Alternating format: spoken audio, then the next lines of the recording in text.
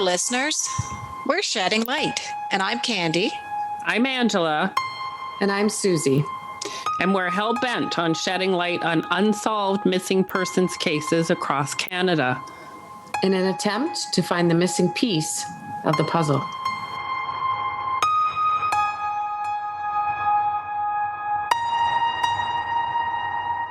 What you're about to listen to is the culmination of countless hours of research in an attempt to gather as many facts as possible about the case by reading news articles, online blogs and forums, and by interviewing friends, family, and people involved in Luke's case. We will discuss different theories and possibilities and pick them apart in order to evaluate their likelihood, or better yet, eliminate them. We weren't there. We don't claim to know what happened. We can only try to paint a picture using the resources that we do have. We don't claim anything to be fact that isn't. We don't claim our interviewees' words to be fact. It's their memory. It's their recollection. It's their truth, and it's their opinion. And everybody's entitled to one. That does not mean we necessarily share any of these opinions. And listeners, please remember, everyone, including the suspects, is presumed innocent until proven guilty in a court of law. Please bear that in mind as we welcome you to Season 2, Episode 4. Do you hold the answers? Just a heads up that there is some foul language and adult content in here. Listener discretion is advised.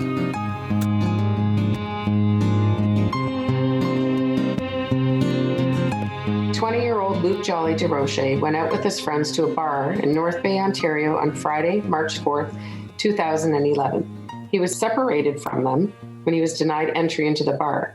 He then walked approximately 15 minutes alone to another bar at the other end of North Bay. This was his last known whereabouts. After obtaining a ride from a patron, he disappeared without a trace. Some personal articles, his coat, and his cell phone made it back to his friend's apartment that he was staying at. Whether or not Luke made it back remains a mystery. If you haven't listened to episodes 1, 2, and 3, we highly recommend that you do in order to understand the circumstances surrounding Luke's disappearance. We received an interesting tip that may or may not have any validity, but it did cause us to take a closer look at the area that Luke's father had indicated the scent dog sat and barked. So just 2 blocks east of the Sherbrooke Street address, there was a small creek that runs through the city called Chippewa Creek. It was at this specific area of the creek that the dog indicated to the handler that it had picked up Luke's scent. The creek is lined with bushes and trees on either side and runs parallel to a paved path called the Kinsman Trail. The problem is, even if Luke had been there at one point, there was no other trace of him found. We confirmed with Luke's father, Rob, that the creek was not frozen. Water was flowing and was open in most parts. It is a shallow waterway and very visible to many joggers, bikers, and walkers using the path through the center of the city.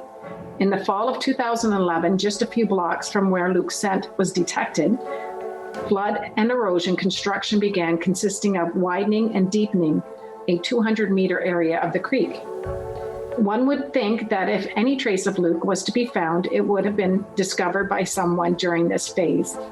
It should also be noted that the boys walked down Fisher Street earlier in the evening on their way from the mall to the Sherbrooke address. One section of the street is in close proximity to the area the dog alerted.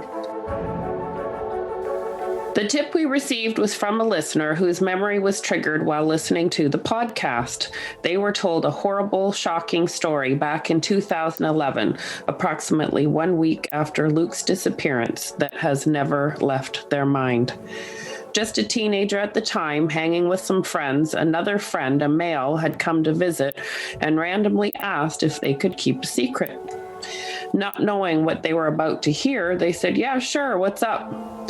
That is when they were told bluntly and very matter-of-factly that he had beat someone up on the tracks and had killed him and proceeded to put his body in the water. In shock and not knowing really how to respond, they just said, "Oh." they didn't want to believe it and never thought more of it. Not knowing a name or any other details, they have suppressed the thought of this having any truth until now. Not knowing whether or not this could be related to Luke's disappearance, the tipster needed to reach out and let someone know. And I think that's good, because that's what the podcast is meant to do. Because if they've dismissed it and then we've said something that triggered, this is how new tips come about. And that person has since spoken to the police. Yes. Yeah, absolutely. So, but that's good to know that this person has also contacted the police. And as far as we know, the police have interviewed them. So wonderful. When you're young and people say a whole bunch of bullshit and stuff like that, you just kind of would think it is bullshit, because that's a really extreme story. But now you're thinking about it and saying, you know what, someone is missing. That's a clue. Holy shit. I think this person did a little bit of their own investigating too, just, doing some reading up and research. And also it didn't sit well, because they said this wasn't the type of person that would just say something like that. So it really sat oddly with them all these years. So let's hope it has some validity. Let's not, because the outcome was horrible. Yeah. But I think we all know we just want him to be found. We want answers. And upon further investigation, we have pinpointed an area where the train tracks cross the Chippewa Creek, approximately, I think it's about 3 or 4 kilometers southeast from the Sherbrooke Street residence. If this claim has any grain of truth, it poses many questions. Why would Luke be at this end of town on train tracks, first of all? It's kind of off the beaten path of anywhere, and no roads around. And how could his body just vanish? The creek's very, it's not a deep creek like we mentioned. It's very shallow. So how would a body just vanish? It's not a major flow. Why would he be in a fight with this person? And how would his jacket and phone end up back at the apartment? Again, it makes us ponder the possibility of someone telling a variation of the truth, perhaps to relieve themselves of guilt because they did something horrible, but making sure not to give any real factual events that could lead to solid evidence against them. Just, sort of getting it off their mind, kind of freeing them of any guilt. Stranger things have happened. In our last episode, we mentioned that Luke's mom and sister were greeted outside of the apartment by an upstairs tenant at the Sherbrooke Street residence. He claimed to recognize Luke from the picture he was shown, but yet Luke's best friend, Bob, stated that the first time Luke was there was the night he disappeared. So he wasn't there before. This was his first time there. So which is it? We wish we knew. We were told that an older male friend of Luke's, we will call him Andy, claimed that he knew someone that lived at 683 Sherbrooke Street. And apparently Luke hung out at Andy's house quite often playing music. Andy also dealt drugs. And allegedly, shortly before Luke's disappearance, Andy had some drugs stolen. He knew who did it, but he didn't want to get them in trouble. So apparently Luke was blamed for the theft. That's terrible. Would that be enough for someone to want to hurt him, thinking he was a thief? Well, sure. We've seen less. Especially if it was a large amount, which, And that's what they said. It was a pretty big amount. Well, we said thousands. We were told thousands of dollars. And that's the thing, is the people that we talk to, how many times has the story been told? How much of the information that we get is actual, or it's been altered through the telling of the story. But it's kind of ironic that happened, a week or so from what we've gathered before Luke disappeared. So is that enough to put a target on him? Yeah. He's in town, like pissed off, and he took my drugs. Yeah. How dare he? I'm going to teach him. Maybe I'm going to teach him a lesson. And then it went too far. Maybe something got out of hand. Yeah. Another interesting topic has come to our attention while speaking with Luke's family members. 2 of them have confirmed a similar conversation they both had with Luke. Luke's sister Priscilla recalls having a conversation with her brother in February, and he told her that he met an older woman who wanted to take care of him. He said, weird, eh? Like she would adopt me or something. Priscilla joked and said, where do you even meet people like that? But in her mind, she thought nothing more of it, as he met and talked to anyone, being the outgoing, friendly guy that he was. So did she have a crush on him and wanted to be like a sugar mama? Well, that's kind of sort of what it sounds like, right? Yeah. You know, he thought it was strange. So yeah. You know, whether she was flirting with him when he was going Made to him these bars, or uncomfortable enough to tell his sister, but he didn't elaborate on it with her. Yeah, and she's not sure where they met. No. But it was shortly before. It was near the end of February, so shortly before he went missing. So how strange and ironic is that? And where he went at the Voyageur, it has the younger part and the older part. We have to mention that because there would be older women, maybe all the time. All the time. Lots of cougars, apparently.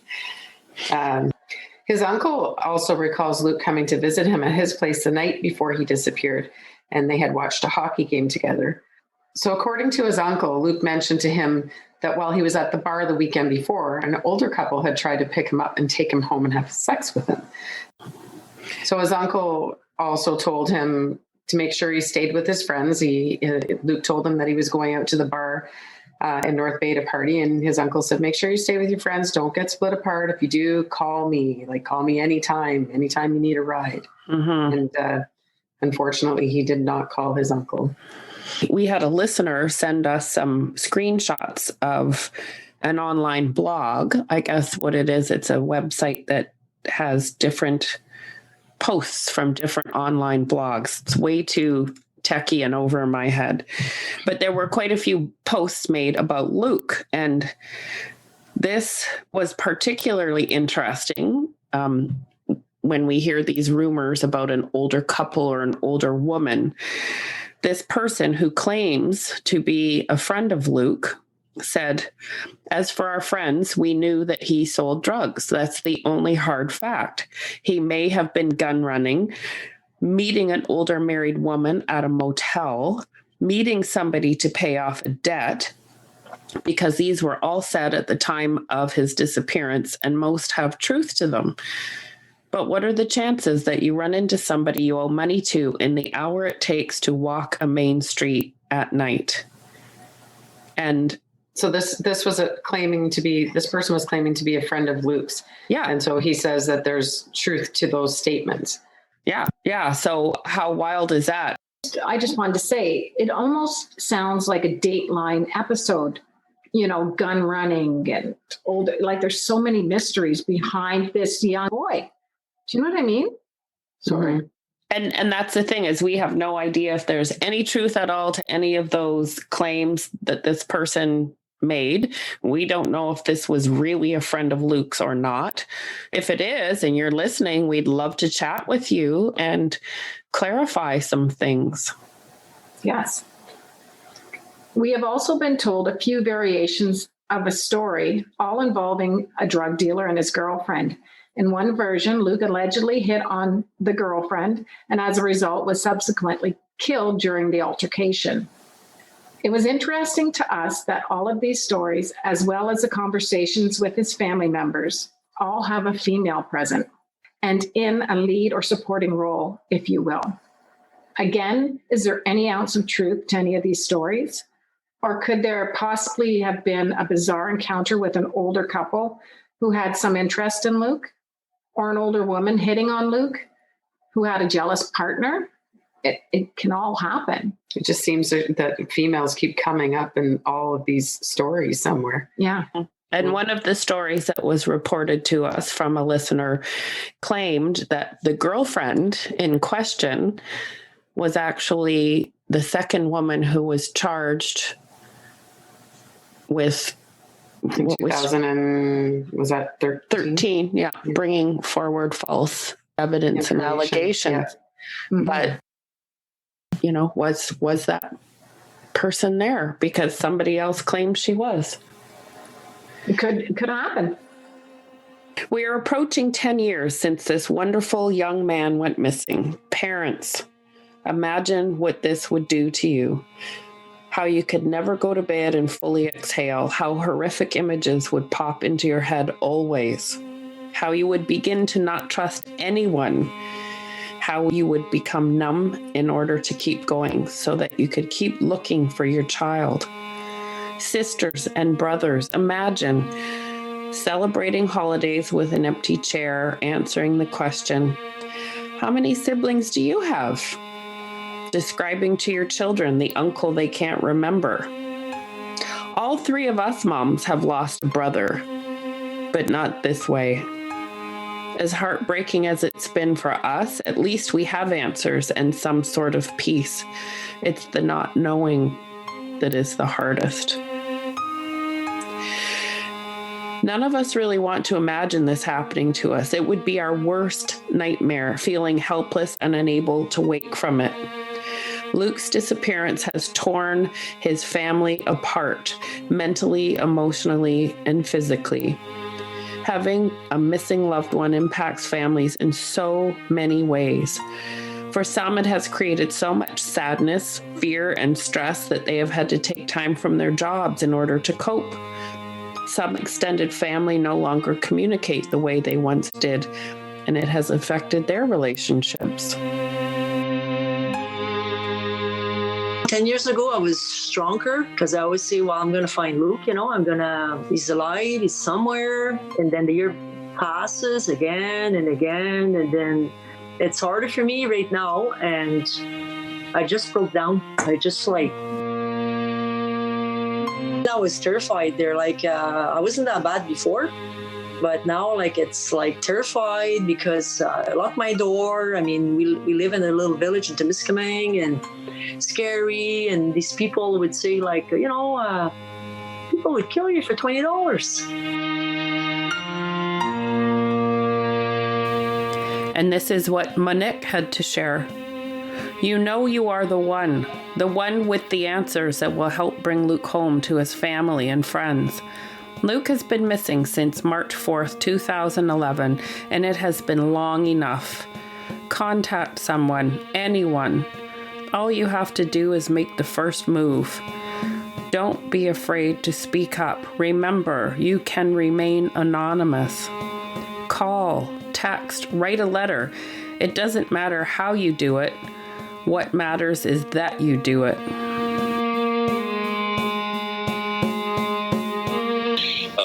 I've had medical issues in the past couple of years. I've had high blood pressure. I have anxieties, attacks, a lot of stress. But there's good people out there that, that help me with this. It's hard to describe how it's affected our family. There's no script written up on a family that has a missing child.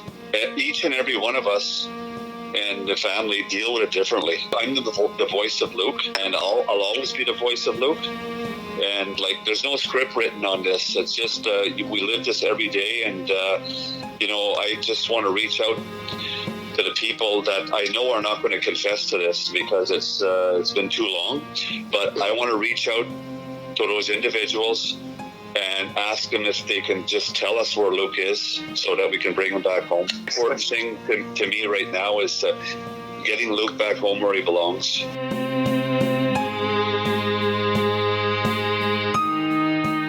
This is what Priscilla had to say this past year on Luke's birthday. Today is Luke's birthday. It hasn't been a happy one for 9 years. If we knew what happened to him, it would be different. But even after 9 years, we still don't have answers. There are many people in this world that are selfish cowards, and there are many who care. When I look outside today, it makes me sad. It's a beautiful looking day, but not for me. It's very personal to even share this. Until we have answers, I'll imagine the best scenario, that he is still alive somewhere and needs help to come home. Hope is very powerful and keeps you moving forward, but can also be a disappointment because every day he's not here is a sad one. We need people to step up, take their responsibility, have courage, heal themselves, to make this world a better place.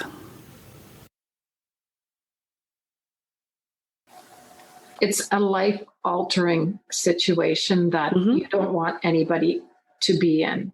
Like you said, we all three of us have lost a brother, but we had time. Well, maybe not time to expect it, but we had time to know where they're at and to celebrate their life. There's no answer for these people.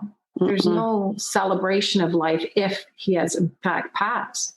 It's that state of limbo that we talk about, right? You can't grieve. You can hope, but how long do you hold out hope, right? At some point, do you stop hoping? There's just so many, it's just mind-boggling when you think about how many missing people there are and how many family members are dealing with this. Like, I just recently lost somebody, 2 people near and dear to me, but I'm able to see them. I was able to see them before they passed and be with them and able to celebrate their life. So I hug my kids tight all the time because I just couldn't bear the thought of losing them and not knowing where they were. Losing them, but not knowing where they are. That's the killer. Like, that's the hardest part. That is. And I can't even put my head into that space, but I just meeting these families, it's just heartbreaking. It's heartbreaking. And this is where we plead again to the listeners. If you know anything, please come forward. It's been enough time, and just do the right thing. Girls, there's nothing this kid could have possibly done to deserve this. Have a heart, people. Grow a pair. Do the right thing, damn it. We need you to restore our faith in humanity. Whether Luke's disappearance was an accident, a form of retaliation, or a lesson that went too far, Luke's family has suffered far too long. They deserve answers, and the answers are out there. And Luke and his family deserve peace.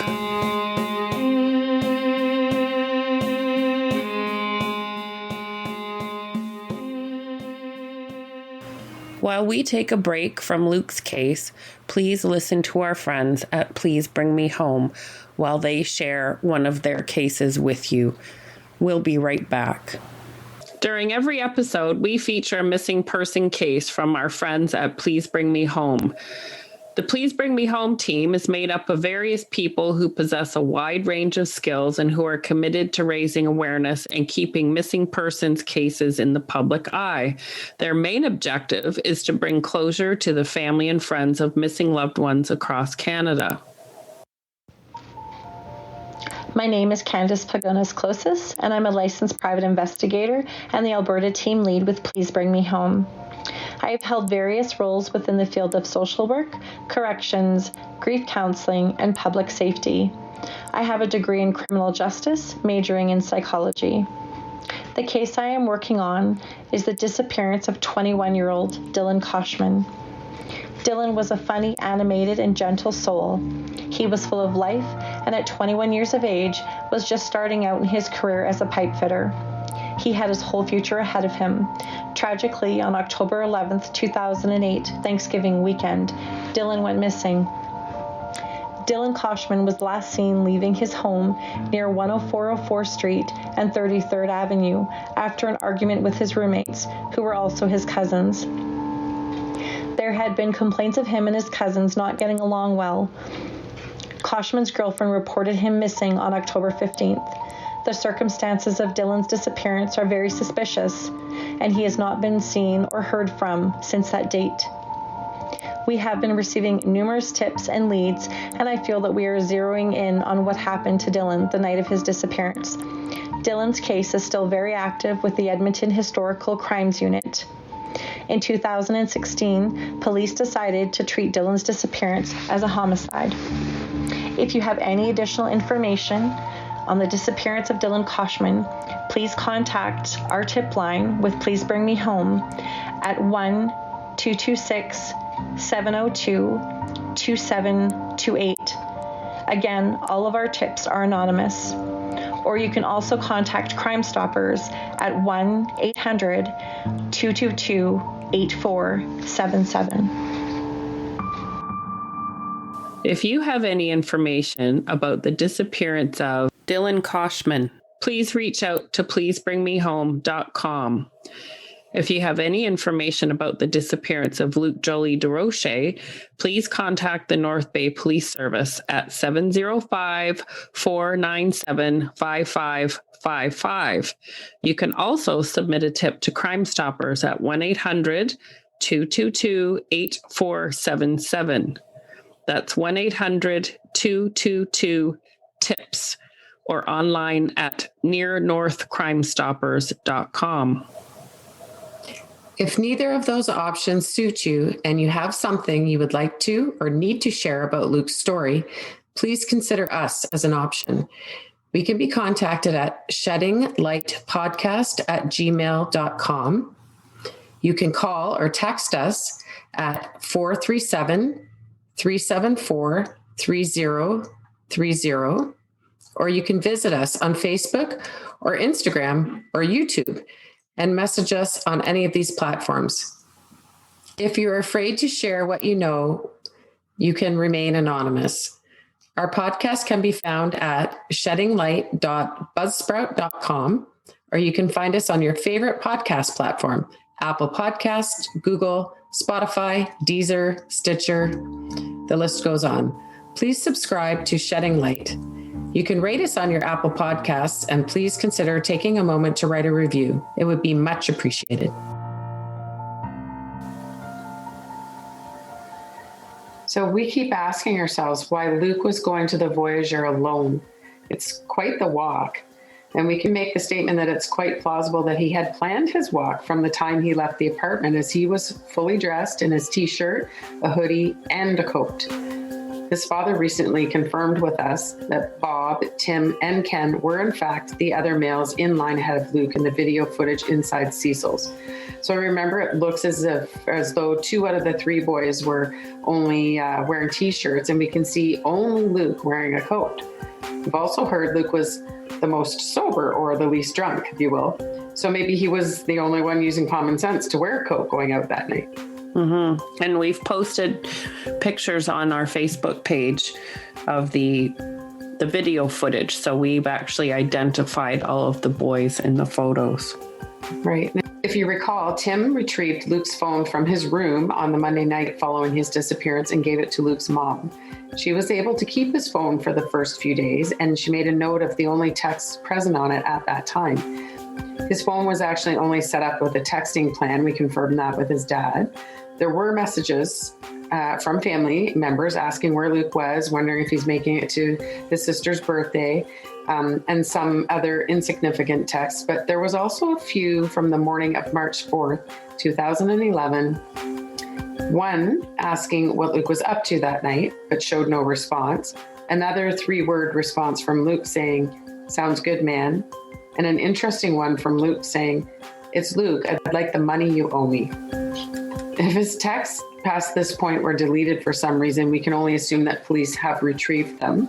It's really odd, though, that there are no texts from his friends or anyone at all, for that matter, from Monday to Thursday, at which time Mick gave his phone to police. She had the phone from Monday to Thursday, and there were no other texts that came through. So there's no one looking for him. That's what bothers me. No one's saying, "Hey, Luke, what are you doing?" Or "Are you home? We heard you were missing." There's nothing, like crickets. I guess if the boys and the girls at the apartment knew that his mom had his phone, of course they're not going to be texting it, but you'd think there'd be something coming through. After a couple of days, you'd think maybe, oh, hey, they found Luke. He's got his phone again. Just, hey, buddy, what's up? Yeah. And Mick made a good point. She said, it's quite possible that Luke's phone was actually dead on the Friday night when they went out. So he didn't even take his phone with him. And perhaps that's why there are no texts from that night. And because, like you say, the kids at the apartment knew that it was left there. Maybe that's why they weren't texting. But what about all the other people that weren't there, all of his friends? Oh, it just seems really random. It just seems bizarre. Yeah. It seems like it was cleaned up to me. I don't know. I'm making an assumption, of course. And then there's that text about, "Can I get the money you owe me?" Mm-hmm. Right. So if he did owe money to someone, was he in a panic to get them their money? His father recalls Luke asking him if he wanted to buy his PS3 from him, which he found really odd, is he actually bought it for Luke. So was this how desperate he was to round up enough cash for a debt, or was he just simply trying to get some spending money for the weekend? I know the boys walked from the mall. They were dropped off there after they had dropped off a mattress and some belongings for Tim, who was moving in. And then they had walked from the mall back to the Sherbrooke Street residence. So maybe he wanted some shopping money. Who knows? He wasn't working at the time of his disappearance. So, he could have been looking for any cash he could get his hands on. And to our knowledge, his wallet was also never recovered. So I'm assuming if you're coming to North Bay for the night at least, and you're bringing a debit card and you're trying to round up cash that people owe you, you're likely going to have a wallet to put it in. And wouldn't they be carrying ID to get into the bar at that age? Oh, you would think so, because definitely. Everybody get carded. He looks young. Yeah. Yeah, so, they would have totally got carded. Yeah, absolutely. And they did a good job there, I think, of doing that from what the bouncer said. Yeah. And we don't know what happened to his ID, if one of his parents have it, if the police have it, if it was never recovered. We assume Luke went back to the apartment, but did he? We can't be 100% sure of anything until Luke is found. There obviously was something of value in his messenger bag for it to go missing, and his cell phone staying behind. The question is, who was it of value to? Did Luke go with this older couple and something happened to him at their place? Did he run into a random guy on the tracks and get attacked? Did he owe a debt and couldn't pay it? Did he get falsely accused of stealing drugs from someone and in both cases get taught a lesson that got out of hand? Did a jealous male retaliate? Could be a husband, could be a boyfriend. There's so But he was so easygoing. Well, and, we say, look at Kathy and Ken, because we know that there was a lot of blown gaskets there, that he obviously had that violent streak in him as well. Mm-hmm. And we'll talk about them a little later. So we'd like to make an appeal to you, the public. If you hung out at the Voy or Cecil's or the zoo or any bars in North Bay for that matter a decade ago, and you were in the habit of taking pictures or having your picture taken, can you please go back in your Facebook posts and pictures and look to see what's in the background? There are tiny clues out there, and you may hold them. We're looking for February and March 2011. If you can look through your Facebook photos and you were at any bar in North Bay during that time, because we do know that Luke was out at least once or twice before that March 4th weekend, that would be so appreciated. And don't get us wrong, we love listeners sharing stories and tips. Unfortunately, some and most of these are rumors that began somewhere, and whoever started them based on falsehoods, shame on you. But we do encourage you to share everything. So even though, it's like a double-edged sword, because even though they could be rumor-based, you don't know. You don't know until you share them. So some horrible stories that are completely different sometimes share common threads. Those are the parts that matter. So Susie and Candy actually did a tour of the neighborhood and the path that Luke would have taken that fateful night. And coincidentally enough, as they approached 683 Sherbrooke Street, there were two North Bay police vehicles outside, an SUV and a cruiser, who then moved to the empty parking lot at the end of the street, kind of kitty corner to the house. So that kind of indicates to you just what sort of a neighborhood it is. So please join us on Luke's journey here and keep an open mind while listening.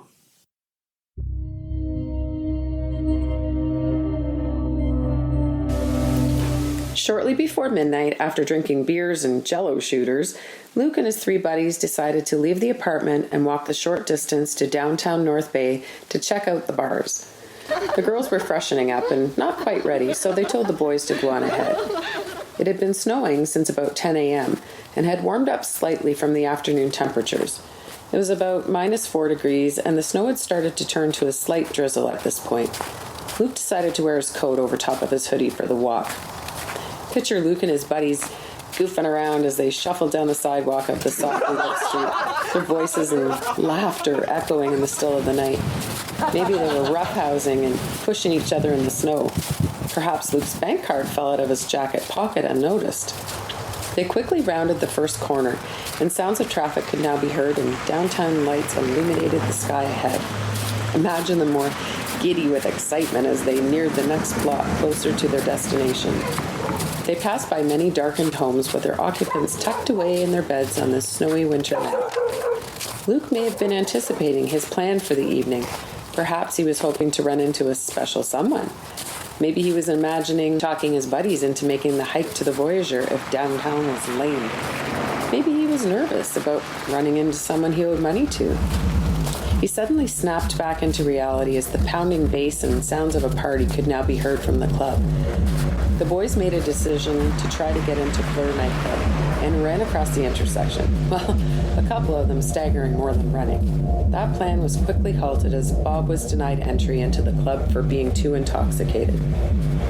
They then cut back across Main Street to the corner and walked up the steps to Cecil's, passing a few patrons huddling and smoking outside. Luke may have started to feel the effects of the beer and shooters at this point. He could have started overheating a bit as he stood behind his buddies inside the door. One by one, Luke watched as his friends spoke to the bouncer and walked in ahead of him. Now his turn, he has a short conversation with the bouncer and is told he cannot come into the club.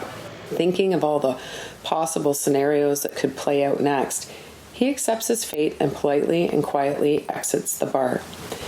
Feeling a little disoriented, he turned to his left, then quickly realized that he could not exit to the street this way. He then turns to his right, walks down the stairs to Main Street, and begins walking west.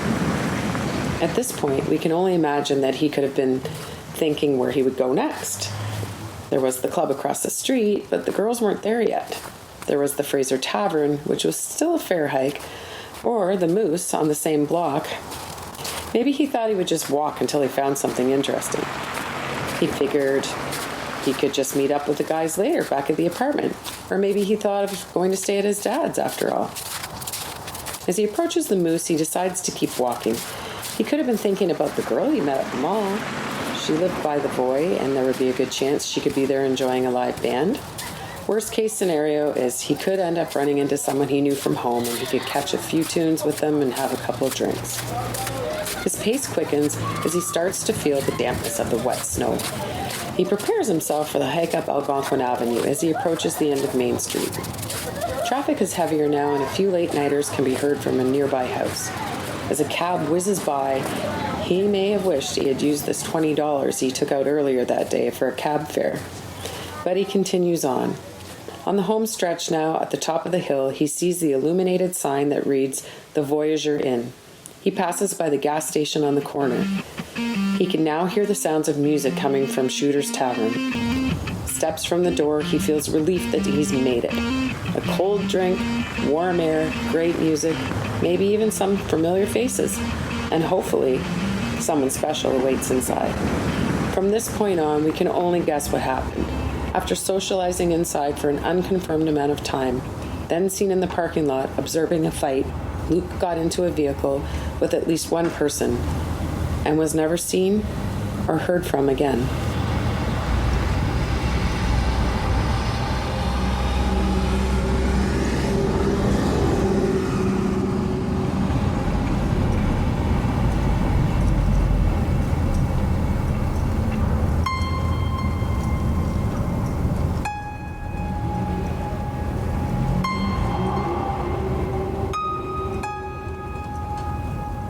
The